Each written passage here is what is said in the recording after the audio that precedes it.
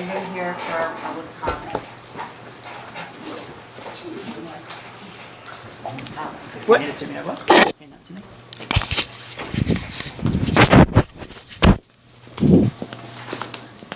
Pardon me? Silent films don't go over well Anybody here for public comment? for policy. Your policy, yep.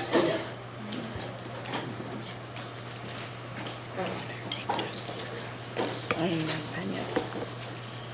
2 Furlong, West Rockville Township. I wasn't sure about the wording on one of the items for the lunch issue, where you're rewriting that.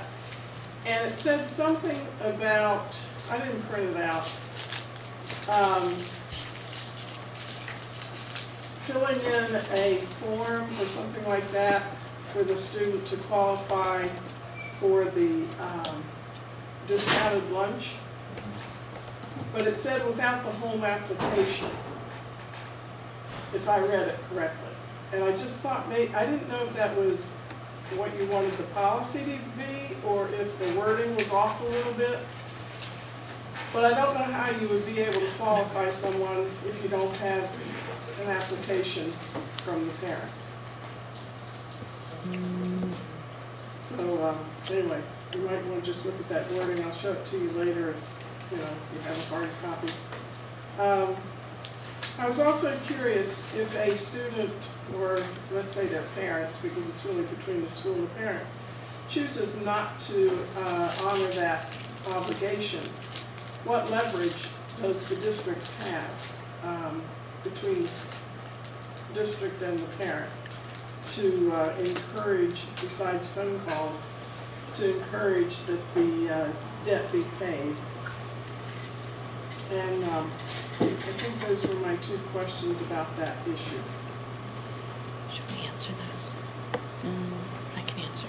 Do you want to answer? Yeah. We can. I can answer the second question about what we can do. There is a section at the end of the policy that talks about collection of unpaid meal charges. So that talks about if accounts are not paid in full by June 30th, or at any time a student withdraws from the district, we can file an action in magisterial court district court. I saw that. That's So, nothing except more expense on our part. So it does give us some parameters there. And then the other item, I'm not sure if I know. What about withholding a diploma or something like that? Is that allowed? I heard that it is not, but I'm just curious. Let me go up. So,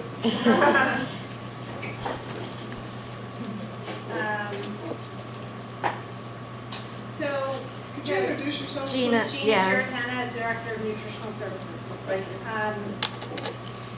For the first question that you had, with regards to the wording, about the free and reduced price meals. So it states, the district shall conduct direct certification 3 times per year using the Pennsylvania Student Eligibility System to identify students who are eligible for free school meal benefits without the need for submission of a household application. Is that what you're talking about? Probably bottom of page 3 for this. So, what direct certification is, we're required to perform it 3 times a year, and direct certification is a list of students that the state of Pennsylvania provides to us that the students are already qualified for free meal benefits based upon certain criteria that they have met through processes of other applications that they've put in through the state of Pennsylvania. So there is documentation. Absolutely. Okay, fine, that's what I wondered about. Yep. So that's your answer to your first question. And we have to do it 3 times per year. However, we conduct direct certification on a weekly basis. So every week we get a new list from the state and inform, as soon as the names come on that list, I send notification to the parents that their child has been directly certified for free breakfast and free lunch. And then The other question was with regards to, paying. Leverage. How are you going, I mean, the solution that's on there is just more money, and let's say you get a judgment, you still don't have your money, but now you have also legal fees. One of the things, if I can interrupt Gina, one of the things that we have to be careful about that this policy clearly identifies is not stigmatizing the student, that this is really an issue with the parents. So there is language added in that section, efforts taken in the collection shall not have a negative impact on the student involved. So when we look at, can you withhold the diploma? No, we can't withhold the diploma. So this has to be between the district and the parents so that it doesn't negatively impact the student. And we are actively, and it is also in the policy that, what our responsibility is as far as, attempting to contact parents when a student owes money for 5 or more lunches. We have to, by law, contact them at least 2 times and provide them with a free and reduced meal application. We actually, again, go above and beyond that requirement, and we give that information as far as applying for benefits each time, 3 times per week, that we send an email out when a child owes money. So it's in the email of how to automatically apply for reduced price meals. And in addition to that, we make phone calls, we send letters, and we just actively all throughout the year try to collect funds for balance. Yes, we need to ask if there's any other public comment. Yeah, is there any other public comment? Before we, I guess, continue on? No? Okay. Thank you. All right, so we're gonna go on to the agenda part of it. First one is policy number 808, which is the food service. So pretty much the policy shows you exactly the changes that have been made. They're in red. Some language change on page 3 of 8 that Gina just talked with us about, the direct certification. And then down on page 5 of 8, there are some items added there. All the items that have been added are directly from Pennsylvania statute and Title VII Code of Federal Regulations, and they actually do match the policies and procedures that we already have in place. We, as Gina identified, do go above and beyond even some of what's required to make sure that we're doing everything that we can. So are there any questions? And this is the legislation on lunch shaming that we have heard about over the last 12 months or so? Yes. Right. Ms. Giratana, these procedures and policies have been in place for a little while now in terms of within Pennridge? Yes. And so all of this we're currently doing? Yes. Great, thank you.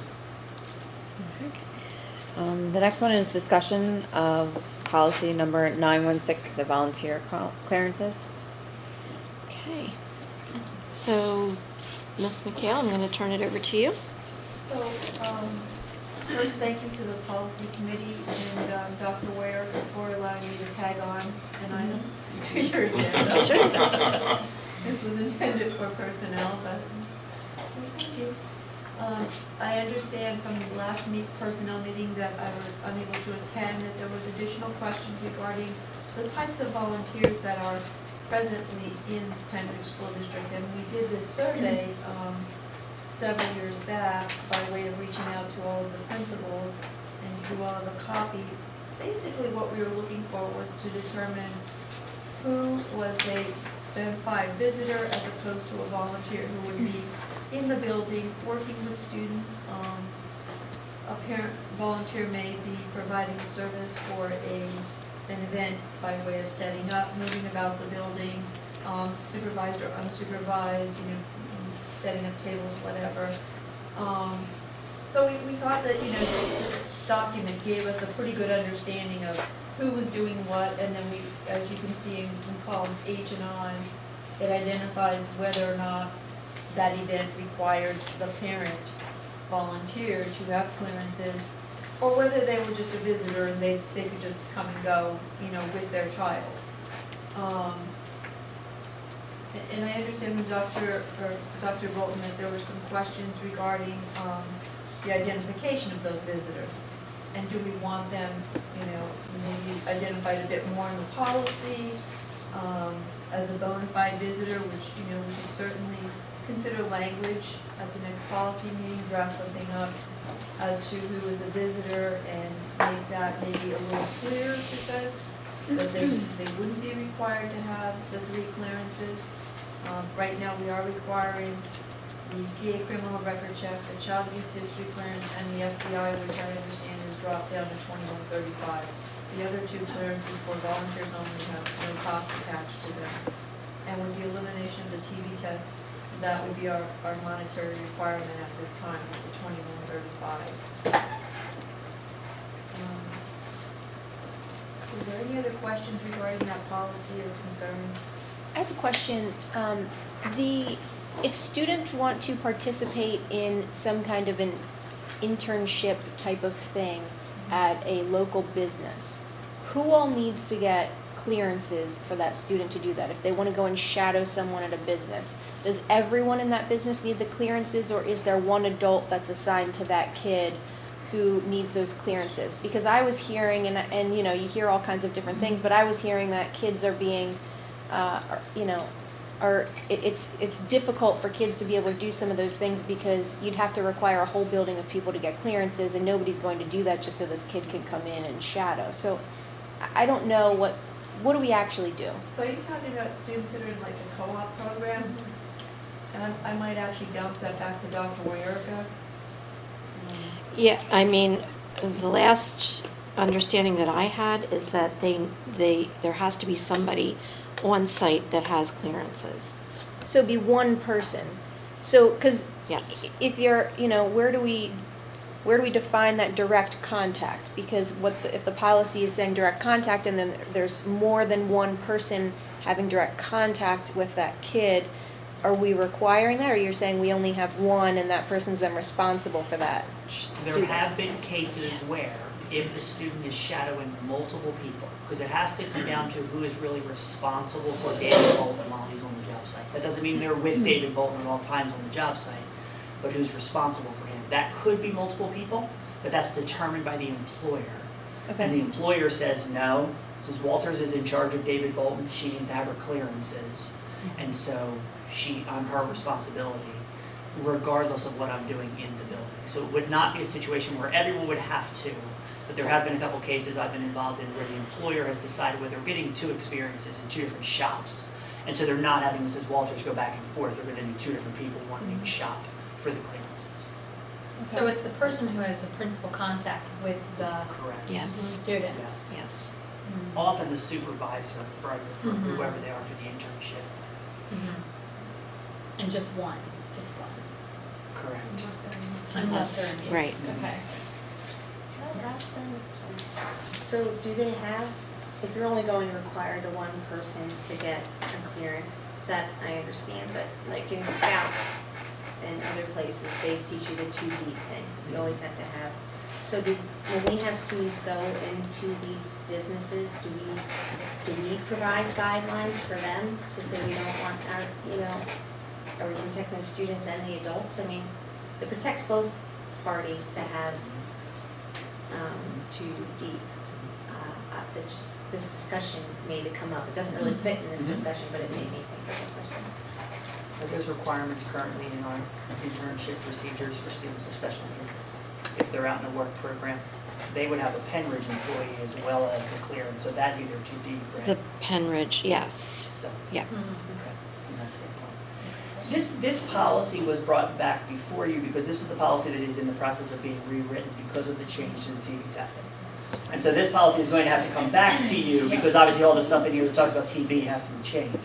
But we got into the conversation 2 months ago around what about everybody else in terms of what they have and whether there are different types of classroom visitors versus volunteers.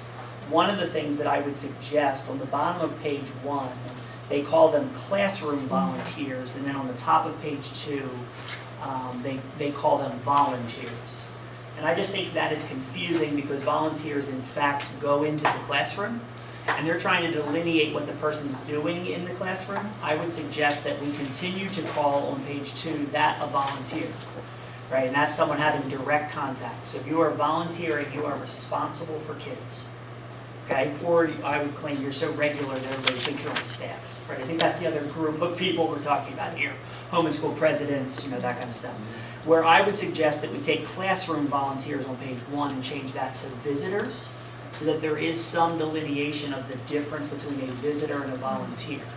That does not change whether they all need to have clearances or not, but I think it is better language, and it gets us away from calling them both volunteers when we're trying to delineate their responsibility for children. That's the purpose of that language. And so that's going to be one of the recommendations we bring to you. So the conversation really is when you think about the clearances required for people in classrooms or for activities. Clearly there's lots of things parents do now that do not require clearances, like attending concerts, fall festivals, things like that, where you are not responsible for kids. The question is, does the board feel as though the current policy regarding the clearances is the appropriate level of expectation now that the TB test has been taken off that?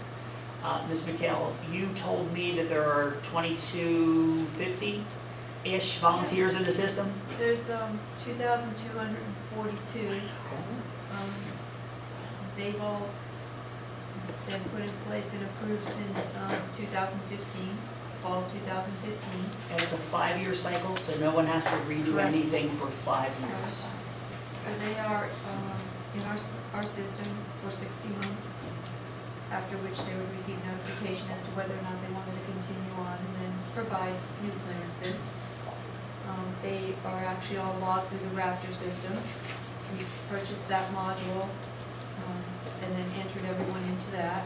So if a teacher would like to have 4 or 5 volunteers attend a field trip, she could send that list to the office, the building office, and then they run it through Raptor and then say, well, these 4 volunteers, yes, they're approved, so you're good to go. So that was a big help because they were all being handled throughout the district and they were all brought over here and streamlined and put into the system. So we feel pretty secure in that they are being checked before they put someone out there as a volunteer, and then they're provided with one of the stickers, the badges that you stick on your shirt for the day. And that's for the day, so Right. there's no badging for volunteers. It's printed right out from Raptor, and all of those are given to the teacher then to hand out the morning of the trip or activity So that they are asking for the volunteers. Does that include band chaperones that go to the cavalcade of bands, etc.? It should. I'm just asking. So these things happen on a Saturday. Yeah. So there's typically nobody here. They can do this, and we actually encourage them to do it in advance so that the secretary has an opportunity to run through all the names and print the badges out. It doesn't have to be done the day of the event, it can be done ahead of time. Okay. As soon as they who's- get their list. Who would have that responsibility? Say the band director? Who has responsibility to, A, figure out who those people are, and then B, they're the ones that actually show up on Saturday, and there's no substitutions. It is the person that is requesting the activity and running the activity, so in that case, it would be the band director. Okay. In this Ultimately example, responsible. right, Ultimately, okay. so. Right. Okay. I believe 2 other things you said to be Ms. Kale in terms of conversation. One of them is on page 4, where our policy currently has a domicile responsibility, where if a parent is living in another state, that there is a waiver as long as they are meeting that other state's responsibilities. I do not believe that is our current practice in terms of having parents, and it's rare, right? But you might have a situation where there's a step parent, or a divorce situation where someone's living in New Jersey is probably the only state we're talking about, but maybe not even that. And so is it your recommendation that we change the policy to meet our current practice, and if so, would you explain our current practice? It is, and again, because these clearances can be done online and you receive almost an instant result for two. It's not a best practice to have someone, again, in the building volunteering without those clearances, so we would be asking to remove that, and while we're on that subject, we were also looking at page 2. This is my page 2, I think I have the old style printout, where it reads, the board requires that all volunteers undergo and pass the tuberculosis exam upon initial engagement. We would have to, of course, remove that language and then, or alter that, 10 or more hours per week, be added in there. And that also goes down to the bottom of the page under classroom volunteers. Number 3 would need some language tweaking as well, to accommodate the tuberculosis language that was approved at the last board meeting. We would also be asking to remove the existing volunteer category on the bottom of page 1, my page 1. That, I believe, was grandfathered language that allowed those individuals that were already approved to remain in the position during the switch over to, in 2015 for that Act 15 change. So that's no longer applied. We would be asking to remove that as well. And then just throughout the document, in some places it refers to the superintendent's responsibility, in other places it's a superintendent and/or designee. So while we're at it, we clean that up as well and make that all superintendent and/or designee, if Dr. Bolton's in agreement with that. Yeah, I'd rather not approve all athletic volunteers, as it says. It's another I've been stack in of violation of that currently. Can I ask for some clarification on your clearances for the domicile and out of state? So, if a new volunteer is domiciled in another state, you're proposing that we do run the clearances on them anyway? Or proposing that we don't? Proposing that we eliminate that language because at this time we do require them to have Pennsylvania clearances. Okay. Current Good. 15 year. And that Well, sort of and mirrors the also- language in the Child Protective Service Act. Right. So I'm not, again, Yes. I think this is old language. Yes. Because it okay, doesn't that's seem what to fit with, Act Mhm. 15 of the Child Protective Service Right. law, and I feel like Well, that's. and also if we're gonna be looking up clearances at another state, it's very difficult to navigate other states' websites. Yeah, it's so- actually contrary to, again, our Yeah. regulations in Okay. Pennsylvania, so. Okay, all right, good. So the two that are state specific are free. The FBI one though, isn't that, they shouldn't have to redo that one, right? Because that's the same no matter where you go, it's the FBI check, right? Correct. So that one would transfer over. So the only ones they And it's really have to fast. redo are the ones they can just go online and do really quickly. Right. And though it's not instant like the other two, they're almost within 24 Yeah. hours. The third one is within a week now, and it used to be much longer. So Child abuse history clearance? the one you pay for. Oh, the FBI. Yes, Yeah, FBI. it That's used to have pretty results good. within 48 hours, you're right. I think Yeah. it's just the Yeah. heavy flow of traffic that's moving to the True. new system that's, But when bogging it down a that's- little bit. Yeah, and then Yeah. often when they see that, they get people on it, so I've had great success with turnaround times on that, so. Sometimes they tell you when you finish, you're looking at a week wait time, and it doesn't seem to be that long. It's actually the child abuse clearance that's been backed up a little bit lately. Yeah, I think it's just the traffic of so many agencies requiring that particular clearance for some reason this time of year. That's true. I think- Otherwise, yeah. And the The- churches on. I think the only other thing we kind of talked about was how does that 10-hour change affect the different volunteers? So what are we now saying you don't need a TB test for, and what are we now saying, well, that count, that's close enough to over 10 hours that we're going to require you to still get the TB test. I think that was kind of looking at how does this change now affect what we're requiring for these different positions. So there's very few that are, I actually don't know of any right now that are hitting 10 hours a week. Okay. That's a decent amount of time. I can't say that will be the case going into the spring when we do have a lot of activities picking up. and it would have to be on the building level to track those 10 hours. Okay. Um, So it's not position specific, it's more personal, each Right. person. Okay, If you're in that building 10 hours or more a week, okay.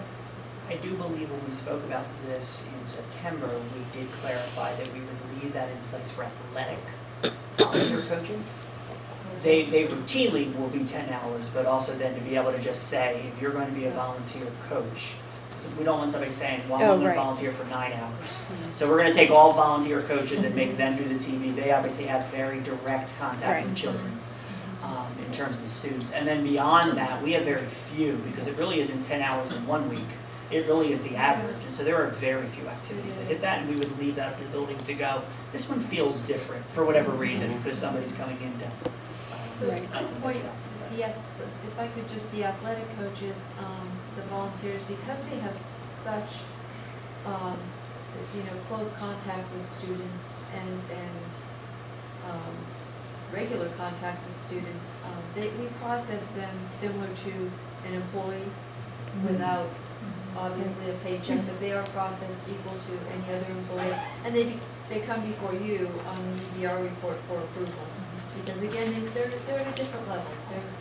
They're there regularly, they're with students, in locker rooms and everywhere. So we don't want to take any chances, don't assume anything, and they are processed completely different than And most of them are there as frequently as the coaches, so the number of hours is the same. Right, they are. The other piece that I wrote down that we mentioned in September to speak about was the presence of a waiver in lieu of the FBI clearances. Currently, the statute allows that if you've lived in the same place, I don't know if it's just Pennsylvania, but I know in Pennsylvania that if you've lived in Pennsylvania for the past 10 years, you can simply sign a waiver that says, I've been good, and you do not have to have the FBI clearances. Our policy does not currently allow for the waiver, although there are some school districts who do. It is not our recommendation to move towards the waiver, although I wanted to present it as an option, simply because the FBI check is where most of our hits come from. That if you think about where you're getting information, you're getting most of, and not all of them, but some of them come back in the 2 Pennsylvania ones. And so it would not be our recommendation to change our current policy, which is to currently that they do all 3 of them and you cannot do the waiver. But I just wanted to be upfront because that word had been mentioned in September, that is, there may be people out there that go, wait a second, Percy Baseball lets me do the waiver, but you're not, I don't know what our other community groups are doing, so we just need to make sure that we're careful. In terms of that one. Is there even a Percy Baseball? No, it's running. Good though. And I doubt you do that. Dying Do you allow the waiver? What's that? Do you allow the waiver? Yeah, we do. We Right. know most everybody's Right. been here, and Yeah. actually the majority of them are grown-ups. But I think you're gonna run into a situation where then the clearance becomes irrelevant, because the only people who will then ever do the clearance are the people who know that it's gonna be fine. The people who it's gonna, something's gonna turn up, they're, oh, I've lived here for 10 years, and then how are they proving that? Right. So it seems to be Okay. silly then. Yeah, absolutely. I just didn't want to say it out loud because you're All going to states. hear that it's a Yes. difference to some other districts and some other organizations. But it makes sense when they know and it's a small knit And group you're and they know talking everyone. about the difference between thousands of students' contact and, a small community, interaction. I just feel like, and the parents are there, so, And with our location being Should have a so higher close standard. to New Jersey, we do get a lot of, as Dr. Bolton said, hits from New Jersey. These folks move over here, Right. across the Delaware. The only way we're going to catch any type of hits is through an FBI clearance. right.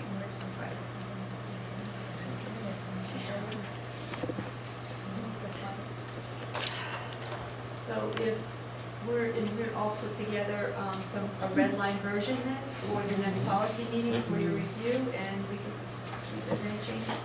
Sounds good. Thank you again for letting me tag on. Thank you very much.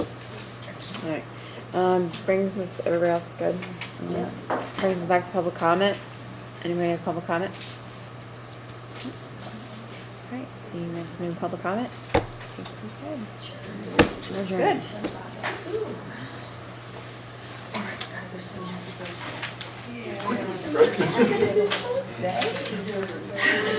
I'm leaving right away, I'm not sticking around. And you are. Nope.